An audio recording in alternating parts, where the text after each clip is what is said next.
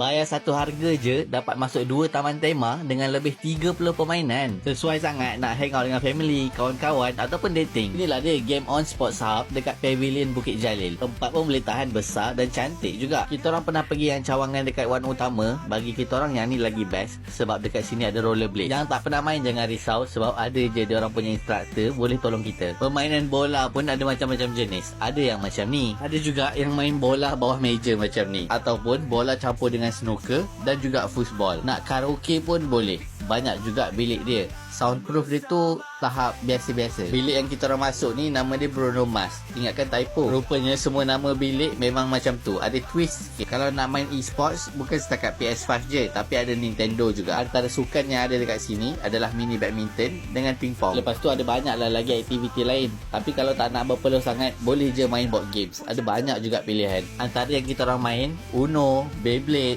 congkak, banyak lagi lah. Untuk kanak-kanak pula, korang jangan risau. Sebab pembelian tiket ke Game On memang dapat free masuk ke OMG Playland dekat kedai sebelah. Playground ni best juga sebab dia macam bandar kecil. Ada balai bomba, ada balai polis, ada salon, macam-macam lagi lah.